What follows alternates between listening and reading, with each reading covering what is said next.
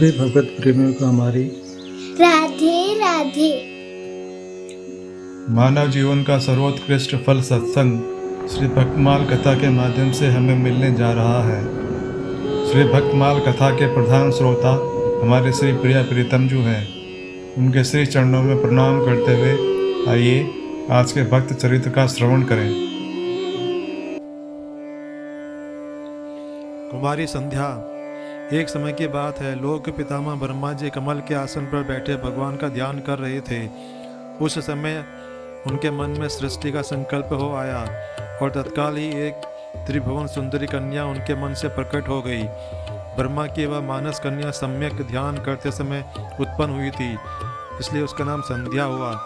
वह तपस्या करने के लिए चंद्रभाग पर्वत पर गई। वहां जाकर उसे इस बात की चिंता हुई कि तपस्या कैसे करूं।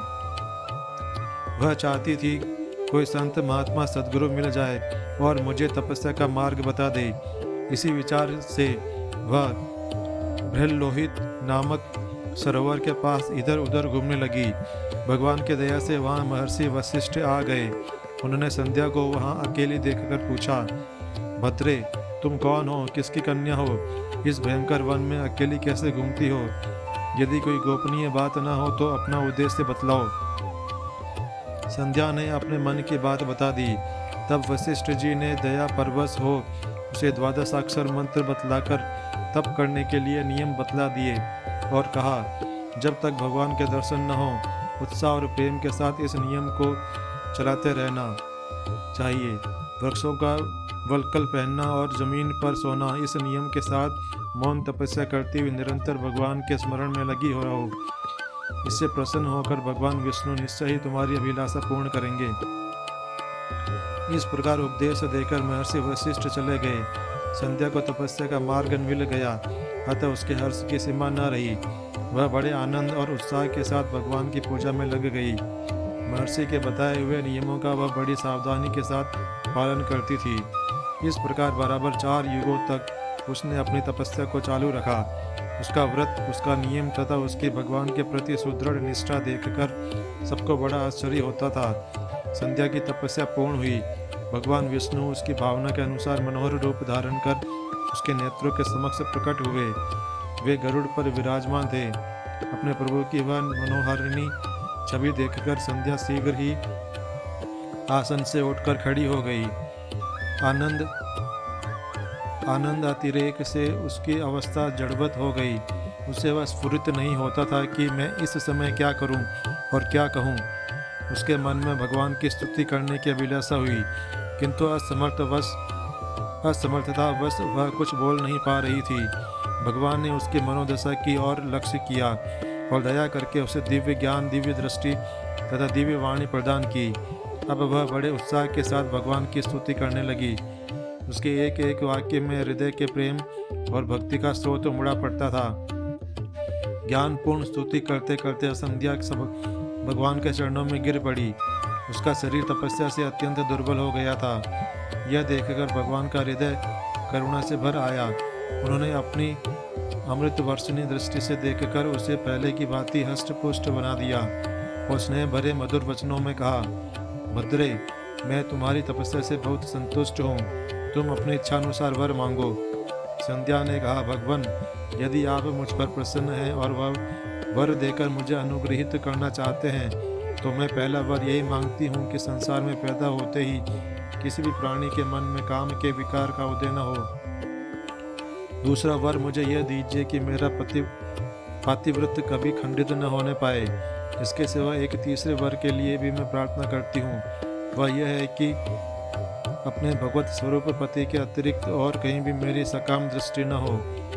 जो पुरुष मेरी और काम भावना से देखे वह पुरुषत्वहीन नपुंसक हो जाए। भगवान ने कहा, कल्याणी, शरीर की 4 अवस्थाएं होती हैं, बाल्य, कौमार्य, यौवन और जरा। इनमें से दूसरी अवस्था के अंत में लोगों के अंतःकरण में काम भावना का उदय होगा। तुम्हारी इस तपस्या के प्रभाव से आज मैंने यह मर्यादा स्थिर कर दी कि कोई भी प्राणी पैदा होते ही काम भावना से युक्त नहीं होगा। तुम्हारे सतीत्व की प्रसिद्धि तीनों लोकों में होगी और तुम्हें तुम्हारे पति के अतिरिक्त जो भी काम दृष्टि से देखेगा वह नपुंसक हो जाएगा। तुम्हारे पति बड़े भाग्यवान, तपस्वी, सुंदर तथा तुम्हारे साथ साथ 7 कल्पों तक जीवित रहने वाले होंगे। तुमने जो जो वर मांगे वे सब मैंने दे दिए। अब तुम्हारी मन की बात बताता हूँ, सुनो। तुमने पहले आग में जलकर अपने इस शरीर को त्याग देने की प्रतिज्ञा की थी। यह प्रतिज्ञा तुम्हें इसलिए करनी पड़ी कि तुम पर किसी की काम दृष्टि पड़ चुकी थी और इसी से तुम अपने इस शरीर को निर्दोष होने पर भी त्याग देने योग्य मान चुकी हो। यहाँ से पास ही चंद्रभागा नदी है।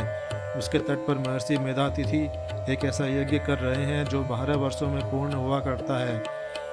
उसी यज्ञ में जाकर तुम अपनी प्रतिज्ञा पूरी करो, किंतु वहाँ ऐसे वेश में जाओ जिससे मुनियों की दृष्टि तुम्हारे ऊपर ना पड़ सके। मेरी कृपा से तुम अब अग्निदेव की पुत्री हो जाओगी।